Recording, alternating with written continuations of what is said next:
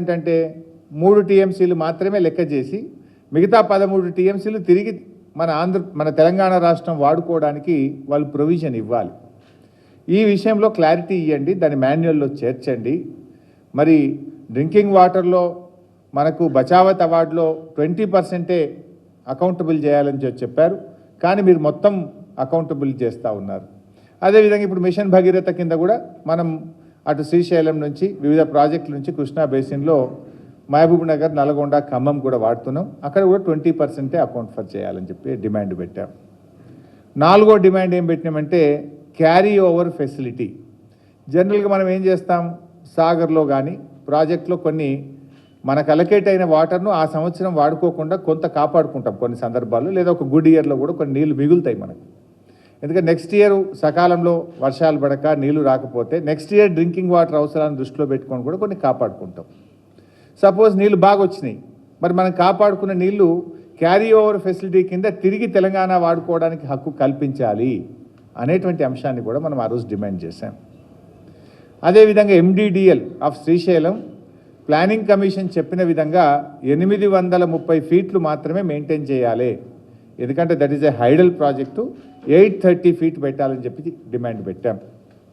అదేవిధంగా పోతిరెడ్డిపాడు నుంచి వాళ్లకు న్యాయబద్ధంగా 34 టీఎంసీలు మాత్రమే వాడుకునేటువంటి హక్కు ఉన్నది. ఒకటి చెన్నై డ్రింకింగ్ వాటర్కు 15 టీఎంసీలు, ఎస్ఆర్బీసీకి 19 టీఎంసీలు. ఆ 34 టీఎంసీలకు వాళ్ళను పరిమితం చేయాలి. ఇవన్నీ డిమాండ్లు అప్పుడు అప్పటి తెలంగాణ ప్రభుత్వం కేఆర్ఎంబి ముందు పెట్టి, ఇవన్నీ మీరు ఒప్పుకుంటేనే ఈ డ్రాఫ్ట్ నోటిఫికేషన్ మేము అంగీకరిస్తాం, లేకపోతే మేము ప్రాజెక్టులు మీకు అప్పచెప్పము, ఎట్టి పరిస్థితుల్లో మేము అప్పచెప్పడానికి సిద్ధంగా లేము అని మనం తీవ్రంగా అపోజ్ చేస్తూ వచ్చాం.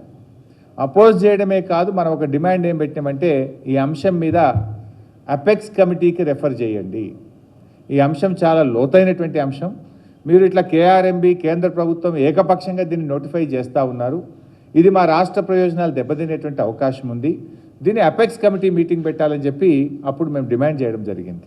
మీ అందరికీ తెలుసు, అపెక్స్ కమిటీ అంటే కేంద్ర జలవనరుల శాఖ మంత్రి గారు చైర్మన్గా, ఇరు రాష్ట్రాల ముఖ్యమంత్రులు సభ్యులుగా ఈ అపెక్స్ కమిటీ అనేటువంటిది ఉంటుంది. ఇట్లా మీరు ఏకపక్షంగా ఇవ్వడానికి వీల్లేదు. ఇవన్నీ విషయాలు ఉన్నాయి, వీటన్నిటి మీద కూడా మాట్లాడాలి.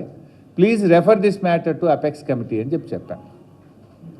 మన ఏపీ రీఆర్గనైజేషన్ యాక్ట్లో ఏముందంటే, ఈ నదీ జలాల పంపిణీ విషయంలో ఏదన్నా భిన్న అభిప్రాయాలు వచ్చినప్పుడు ఆ సమస్యను కృష్ణా రివర్ మేనేజ్మెంట్ బోర్డు కానీ జలవనరుల శాఖ తేల్చినప్పుడు ఆ అంశాన్ని అపెక్స్ కమిటీకి రెఫర్ చేయాలని చెప్పి ఉంది. So that we made the demand. కానీ ఈరోజు వీళ్ళు ఏం చేస్తున్నారు, ఢిల్లీకి పోయి మంచిదని ఒప్పుకున్నారని వారం రోజుల లోపల ఇవన్నీ కేఆర్ఎంబికి అప్పచెప్తున్నారన్నట్టుగా వార్తలు వస్తూ ఉన్నాయి. మరి ఇవన్నిటి పరిస్థితి ఏం కావాలి? మీరు ఒకవైపు ఏం చెప్తున్నారు, జాతీయ ప్రాజెక్టు తెస్తామని చెప్తే మొన్న ఢిల్లీకి పోయింది కదనే, జాతీయ ప్రాజెక్టు తెస్తామని ఢిల్లీకి పోయి ఉన్న ప్రాజెక్టులను ఢిల్లీకి అప్పచెప్పే ప్రయత్నం చేస్తున్నట్టు కనపడతా ఉంది. ఇది కాదు కదా, ఇది మన రాష్ట్ర హక్కులు దారుణంగా దెబ్బతినేటువంటి అవకాశం ఉంది. అయితే మరి ఏ రకమైనటువంటి నష్టాలు జరిగే అవకాశం ఉంది? ఇప్పుడు ఒకవేళ ఈ కేఆర్ఎంబి పరిధిలోకి ఈ అంశాలన్నీ తేలకుండా కేఆర్ఎంబి పరిధికి పోతే మనకు చాలా నష్టాలు జరిగే అవకాశం ఉంది. ఒకవైపు మన కృష్ణా నదిలో మన వాటా తేలే విషయం ట్రిబ్యునల్లో మేము పోరాడి కొత్త ట్రిబ్యునల్ వేయడానికి కేంద్ర ప్రభుత్వంని మెడలు వంచి ఒప్పించాం. సుప్రీంకోర్టుకు పోయినాం, కేంద్ర ప్రభుత్వం దగ్గర పోయినాం. కేంద్ర ప్రభుత్వం వినకపోతే సుప్రీంకోర్టు గడప దొక్కినాం. మళ్ళీ కేంద్ర ప్రభుత్వం దిగొచ్చి మీరు కేసు విత్డ్రా చేసుకుంటే మేము ట్రిబ్యునల్ వేస్తామంటే కేసు విత్డ్రా చేసుకున్నాం. కేంద్రం మీద స్వయంగా కేసీఆర్ గారే ఢిల్లీకి పలుమార్లు వెళ్ళి కేంద్ర జలవనరుల శాఖ మంత్రి గారిని కలిసి ఒప్పించి మెప్పించి ఇలా కృష్ణా నదీ జలాల పంపిణీ కోసం ట్రిబ్యునల్ని కూడా కాన్స్టిట్యూట్ చేయడంలో అప్పుడు మేము విజయం సాధించాం. సో ఆ నదీ జలాల పంపిణీ జరగాల్సినటువంటి అవసరం ఉంది.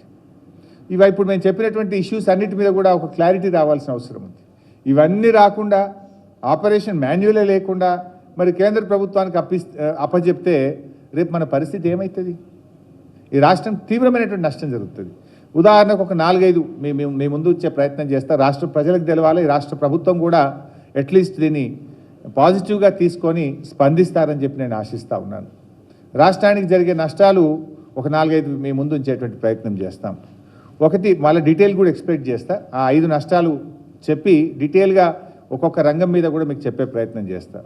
మొదటిది హైడల్ పవర్ జనరేషన్లో మనం స్వయం ప్రతిపత్తిని కోల్పోతాం. ఇవాళ మనకేముంది, శ్రీశైలం లెఫ్ట్ బ్యాంక్ కెనాలు మన కంట్రోల్లో ఉంది, శ్రీశైలం లెఫ్ట్ పవర్ స్టేషను మన కంట్రోల్లో ఉంది. మనం ఎప్పుడు కావాలంటే అప్పుడు పీక్ అవర్స్లో ఇవాళ హైడల్ పవర్ జనరేట్ చేసుకుంటున్నాం. అది 900 మెగావాట్ల hydel power generation station. So అది ఉండడం